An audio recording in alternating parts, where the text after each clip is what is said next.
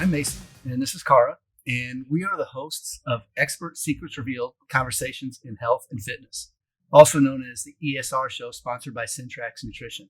It's a show built around exceptional people and ideas that educate, entertain, and inspire. We're really excited to have a guest on with us today, who I think you all will enjoy very much.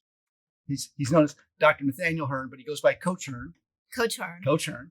And he is an author, a speaker, a motivator, a pastor, an executive who's really known for helping countless young men and women exceed their greatest expectations. Mm-hmm. He has training that's built for at-risk youth to help them have success in life.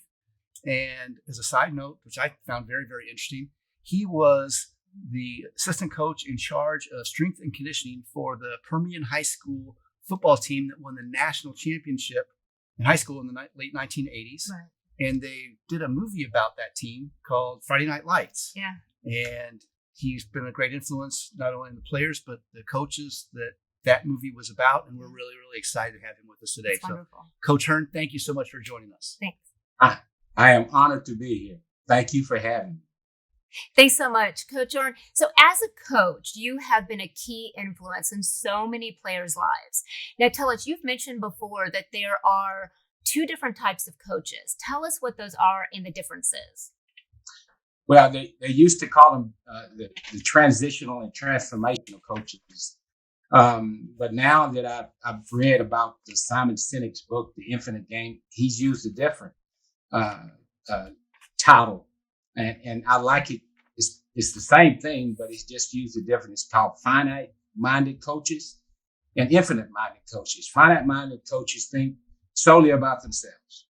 They solely use their players to promote themselves to the top echelon. They care nothing about the kids they work with, only about being promoted. And then the infinite-minded coach is all about making their teams better, making their players better, empowering their players to do great things without them. And that's transformation. So those are the two kinds of coaches. And you were the latter of the two. I would bet on that. I sure hope my players saw me that way. I do. And tell us how you did that. How did you do that? What makes you've got the talent, obviously, to be such a successful coach. Tell us about that. Well, more than anything else, I wanted those young men to see me as someone they could come to and trust. Football is not about winning championships. If you give those young men something to believe in bigger than themselves, and that's transformational. That's about relationships, and that's what I wanted. I wanted them to be able to come to me for anything and know that I was there for them. So I tried to live that. And how do you have that in you? Is it something from the past? Is it something from growing up? What is it that sparks that in you? That's a very good question. And that sparked in me because it came from two great men, two mentors that I met. You won't believe it, but I met them in the 7th grade. And during that time, it was a science teacher, Mr. Clyde Hake, and my 7th grade football coach, Coach Mark Wallace, who instilled that in me. They left an intentional legacy for me to follow, and they built and maintained a relationship with me. Even today, Coach Wallace, he's 83 years old, and I'm still in contact with him. He was my 7th grade coach when I was 12 years old. So I just wanted to walk out their legacy. Why is it important to establish a mission statement? I think mission statements give direction about you to your players. And you have to be intentional about keeping that mission statement in front of them every day. It's who you are. That's the mission statement. And that the purpose is to always keep it front and center all times, to give yourself and your players that direction they need to keep moving forward in a positive direction. What are some tips you have on how to make it meaningful and exceptional? Well, I think the tips are being intentional. And this game is, I coach football, and we all know football is a violent game. And you play it some people play it with passion, and some people know how to come out of that. And when they get outside of the game, they know how to have that empathy for others, and that's the key, knowing how to empathize and build relationships and be a positive role model. Being a role model is the most important, because if you have a platform like that, people are going to look up to you. And the thing that you want to be is that you don't know where, you don't know who, and you don't know when someone's going to look at you as a role model. So that's the key. That's right, because as you coach them as when they're young, that's something that they take with them throughout the rest of their life, And so I'm curious, I know as talented as you've been, as successful careers you've had, you have to have some stories of some players that have come back to you later and said, Sure. Thank you. And or told you a story of how they have become successful because of you. Yes. And I've been blessed that I have lots of those. I'm an old coach, and you coach for 25, 30 years. You have lots of stories, and I can tell them all day long and not repeat them. So yes, right. I've had players to come back and say, thanks, coach, for what you've done for me. So what do you want your legacy to be? I want my legacy more than anything else. And this is, when people ask me, what's your ideal client?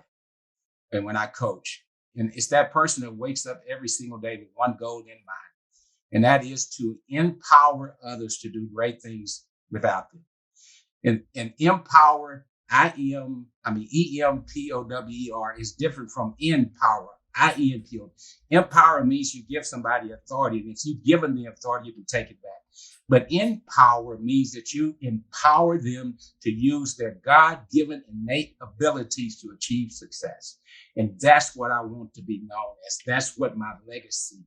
I want my legacy to be is that I woke up every single day with one goal in mind, and that is to empower those young men and women to do great things without me. What are some of your thoughts about setting goals that other people might think are impossible? Nothing is impossible, and I'm a living example of it.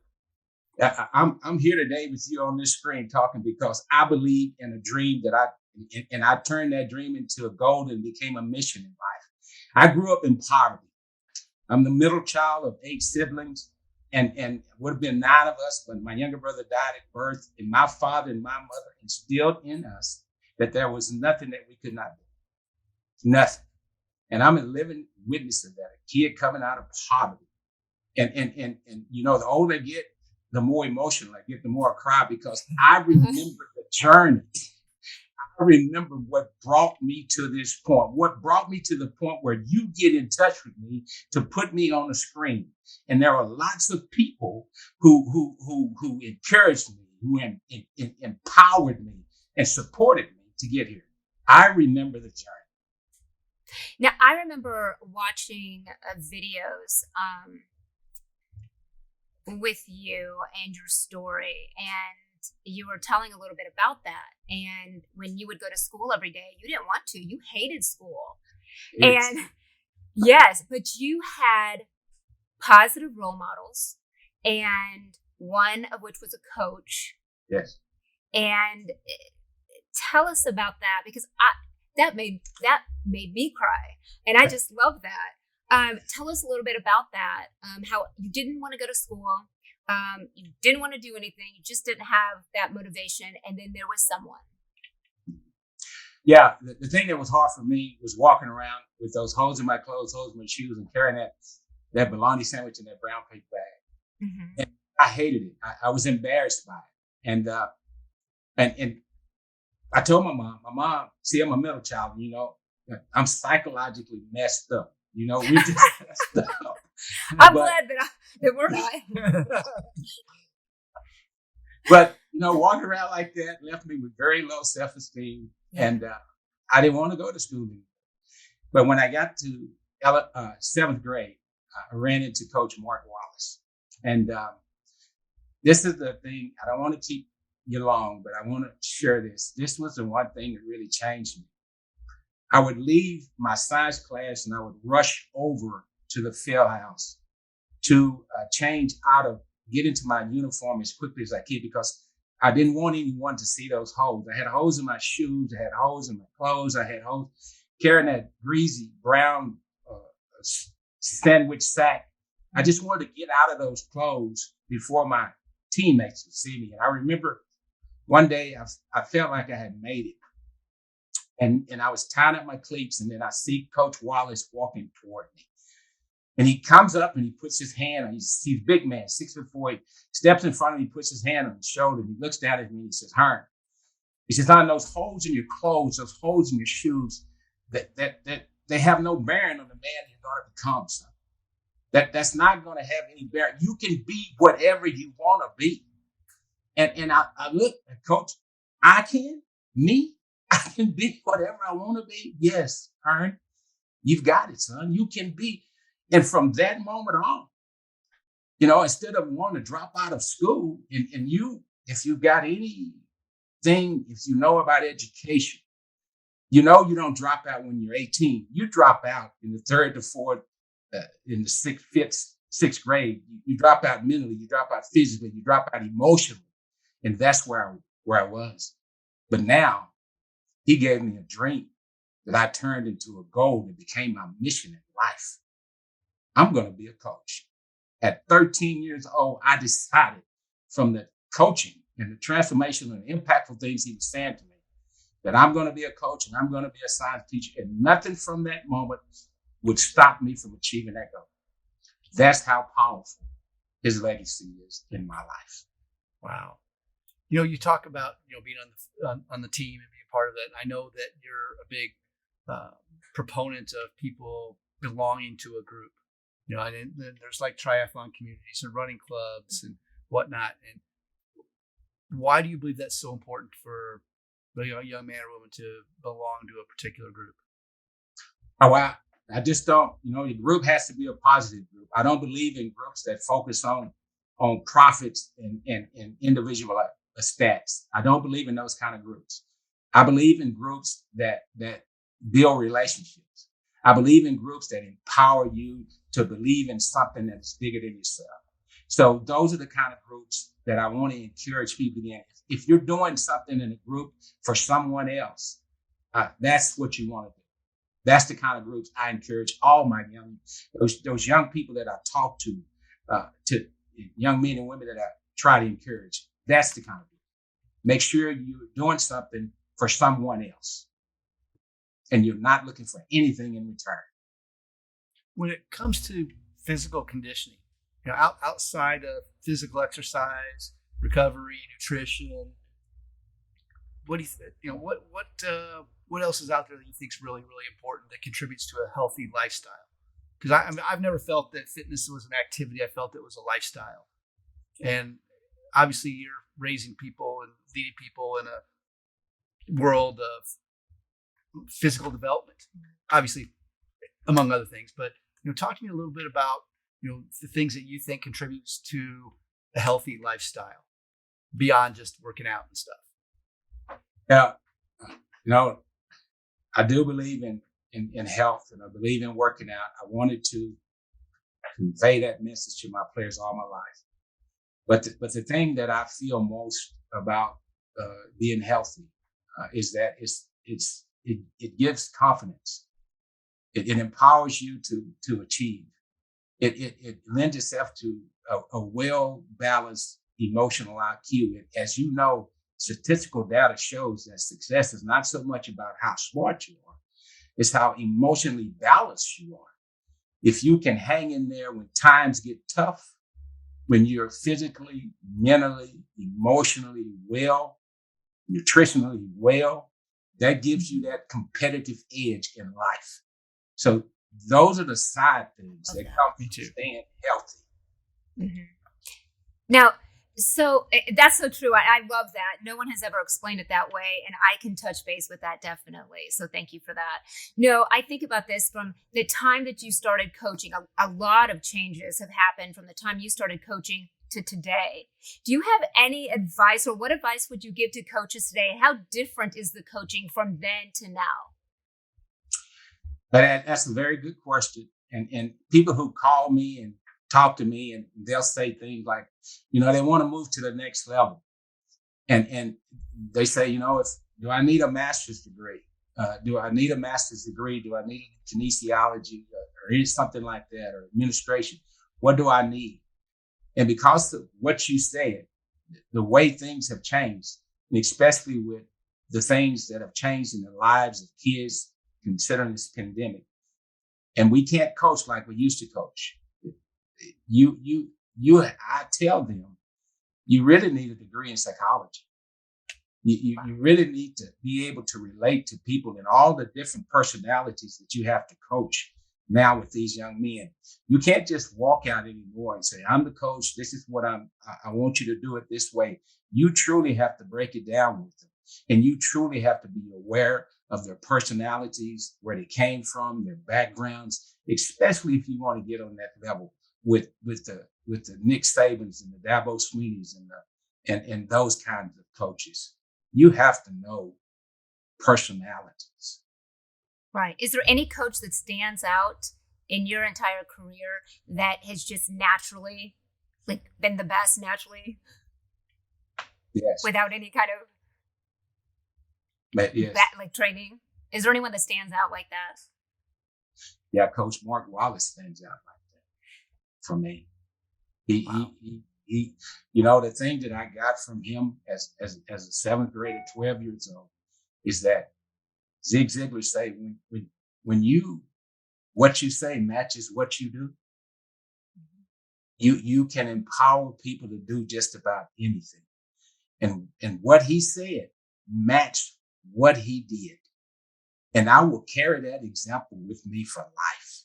If you can if people see what you do, matching, you can empower them to believe in things. You can empower them to believe in things that are bigger than themselves. And you can empower them to do great things without you, if what you say matches what you do. I've got a question for you. Obviously, you've met amazing people. You've lived an extraordinary life. You've surrounded yourself with outstanding coaches. If there was one piece of advice that you could give to our audience, what would the most important piece of advice be? I would tell them to live an intentional legacy. You got a choice in life, and it's not a choice of leaving a legacy. We're all going to live and leave a legacy. That is not a choice. You're going to leave a legacy, but your choice is what type of legacy that you're going to live and leave. And you can leave a legacy by chance, or you can leave it by choice. Choice is the best legacy you can leave. So I would encourage them to leave an intentional, positive legacy by choice. The reason why I say that is that through your legacy, you can change and transform individuals. You can transform a company. You can transform a team. Through the legacy that you live and leave, you can transform a nation. That's how powerful living and leaving an intentional legacy is. I believe that with all my heart. Wonderful. And speaking of legacies, tell us about your foundations and how people can get in touch with you. My foundation is based upon building positive relationships and empowering those who have the least to do great things without you. I became a principal, and I left the Blue Ribbon School to be a principal for a discipline school, where they sent those young men and women who broke the school code, who had high rates of absenteeism and referrals. That's my heart, and that's my foundation. I want to help those students achieve success by getting them to understand their innate abilities. What has been placed inside of you is a gift, and if you can build upon that gift that God has given you, no one can stop you. You can achieve the impossible. And that's what my foundation is based upon. Thank you so much, Coach, for joining us today. Thank you for your time and your wisdom. We appreciate Do you it. have any social media channels that people can follow you on, or a website that you might suggest that people check out if they want to learn more about you and the things that you're passionate about? Yes, the easiest, and it's just simple, www.drnatehearne.com. And that'll take you directly to my website. And then everything else is on the website. Wonderful. Perfect. Thanks so much. And we appreciate everyone watching today. You can find this episode and many others of the ESR Show at esrshow.com, and make sure to subscribe to our YouTube page. Also, we would like to thank Syntrax Nutrition for sponsoring the show. Thanks so much, and you can find them at syntrax.com. We'll see you again soon.